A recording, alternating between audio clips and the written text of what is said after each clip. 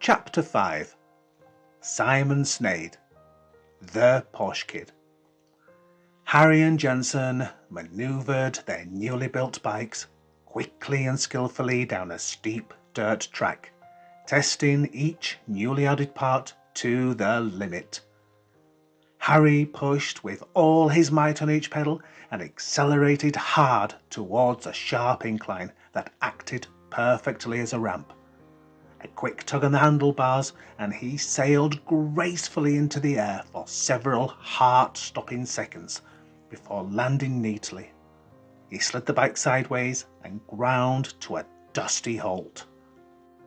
Jensen pulled up excitedly beside him and gushed, "You're mad you are, Harry, doing stupid things like that." "No, I'm not, Jen. I just enjoy taking risks, that's all. It does you good." "Not if you fall off, it doesn't."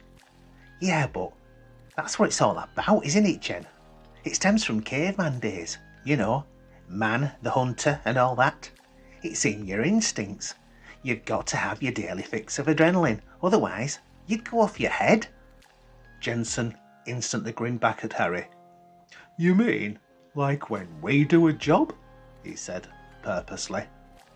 "Well, Jensen had well and truly sucker punched him this time, so Harry gave it some consideration before answering. Maybe he should tell him now that there would be no more jobs. It wouldn't be pleasant, but at least it would be over with. But the sun continued to shine down, and it was just too nice a day for a raging debate.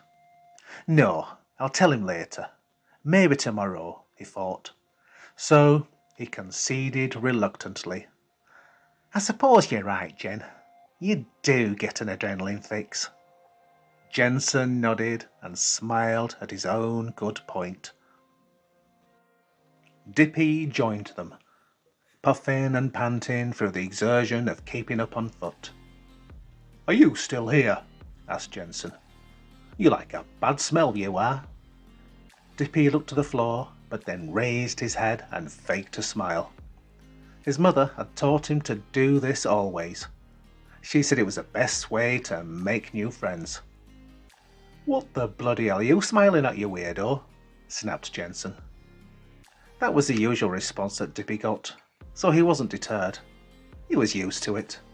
And at the very least, hanging out with Harry and Jensen would kill a few hours until his mother came home from the pub, whatever time that might be. Harry and Jensen climbed off their bikes at the edge of the village and laid them down under the shade of a large oak tree. The boys sprawled next to them on the sun-scorched brown grass. Yes, brown grass. It was so parched that summer that all the green had gone. But it was still a pleasant place to be. So they relaxed under the tree to the soft, tranquil echoes of the cows in the distant fields. Jensen pulled out a packet of cigarettes from his cut-down jeans pocket and lit one. "I'm knackered out," he coughed. "I'm not surprised with your smoking, Jen." "Yeah, but, Harry, the women love it." "And the Pope's a Scotsman," scoffed Harry. "No, it's true. It makes me look older as well. You know, more mature." "Makes you feel older, you mean," said Harry, pulling off his t-shirt to reveal a well-toned muscular body, because he was a bit of a fitness fanatic, and he just couldn't understand why anybody would want to smoke. He then scrunched the t-shirt up and used it as a pillow. "How many have you smoked today then, Jen?" Jensen took another long drag on his cigarette and attempted an answer. Let me think now. One. Yeah, just one." "Only one? And you're coughing like an old steam train?" Yeah. Just this one. Yeah, one. I think. Wait a minute. Is that your first cigarette this week?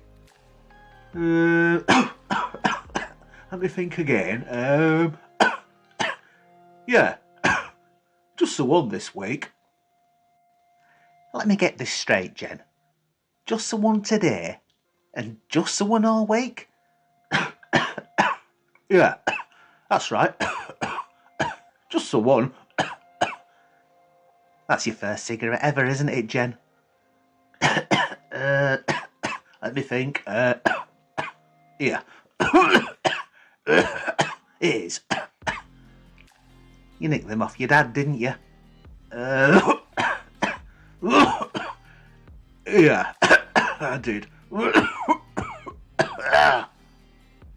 But learning to smoke back then just wasn't a problem, because in the 1970s, smoking was not even bad for you, because they told you that it wasn't. And it was the same with sugar sandwiches and everything cooked in lard. I don't smoke, Harry, piped Dippy, bashfully. Oh, well, really? Isn't that interesting? Coughed Jensen sarcastically. Yeah, and me dad, he never smoked either. Jensen looked at Dippy. Your dad? He never smoked either. Does he smoke now? He asked, leadingly. Harry sat bolt upright. He knew exactly where Jensen's questions were leading, so he put an immediate stop to it. Cut it out, you two. It's too nice a day for a serious discussion. And Jensen, remember what I said to you earlier? So just relax and enjoy the weather. You never know, it might rain tomorrow. You've been saying that for weeks now, Harry, said Jensen, staring at the cloudless, deep blue sky. I think it's the end of the world as we know it, and it'll never rain again. It will rain eventually, Jensen, and you'll miss these times, believe me. Especially when the next ice age comes, like they've been telling us on the news. And having said his piece, Harry sighed and laid back down again. He tried to get comfortable, but the dried grass had irritated his back, and he just had to scratch it.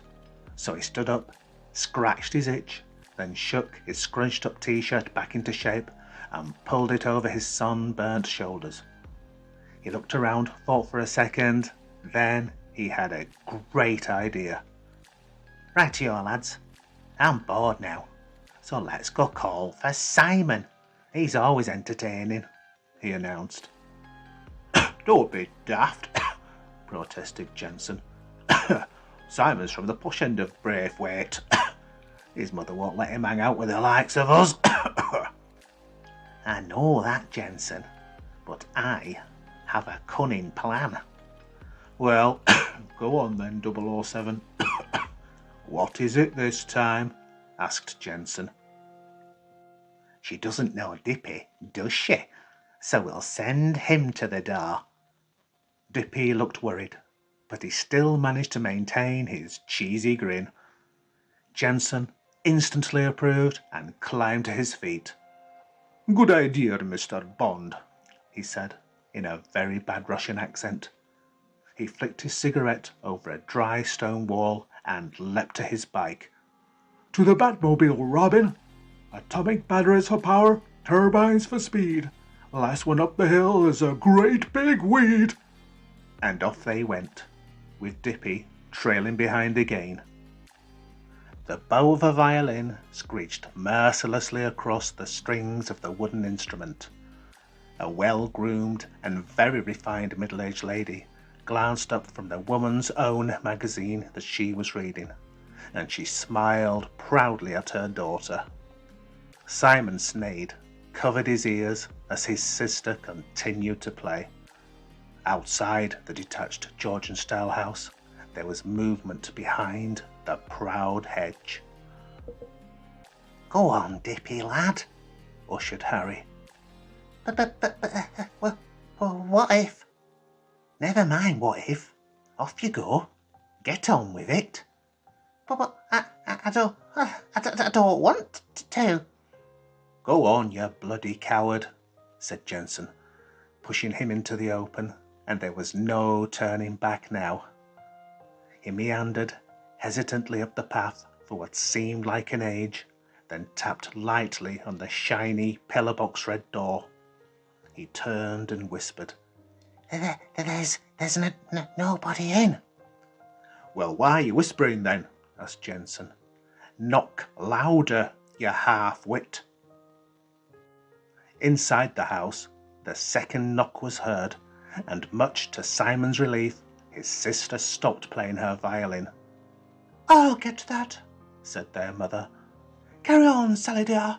You're playing wonderfully. And she stood up and left the room. Simon snatched the violin from his sister. Oh, no, you bloody don't. And he raised the instrument high above his head. Sally Sneyd kicked him in the groin, and he dropped to the floor with a yelp.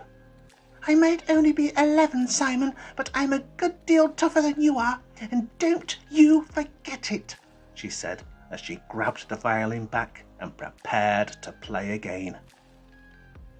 Simon heard the vaguely familiar voice, so he dropped his freshly picked up little sister and peered around the door to put a face to the voice. He was surprised to see Johnny Dip standing there, but he immediately guessed the plan. It's okay, Mother, he said. That's Johnny from my school. He wants to join the church choir, and I said I'd take him there and vouch for him. But before his mother could muster a reply, Simon had already grabbed his blue American-style baseball jacket and stepped out of the door. Mrs. Sneyd, being a well-established member of the church, could only approve, so she smiled and didn't stop to question the unusual-looking recruit any further. But with a raised voice she said, Oh, and Simon, lovey, don't forget your piano lessons at 6, my darling. Simon knew Harry and Jensen would be around somewhere, and he squirmed with embarrassment at having his secret revealed. Oh, and keep away from that Harold Spider. He's a good-for-nothing scoundrel. Just you mark my words. Simon squirmed again, doubly embarrassed. Of course, Mother. 3 bags full, Mother, he said, trying to sound cool and limit the damage. And as Mrs. Sneyd closed the door, he pulled a baseball cap from his back pocket, flattened his short-cropped fair hair, which was completely out of fashion for that time, and placed the cap neatly over it in an attempt to regain his self-esteem. And now, out of the vicinity of his mother's dominance, he acted and even spoke quite differently to the boys. Hey guys, what's going down? He said, with more than a slight mid-Atlantic American twang, which was very unusual for that part of Yorkshire. But if there ever was the archetypal mixed-up kid, Simon Sneyd was it. Oh, nothing much, Simon lovey, replied Jensen, mimicking Simon's mother. Yeah, very funny, man. Come on, Liberace, said Harry, placing a consoling arm around Simon's shoulder. Let's all go to the school and doss.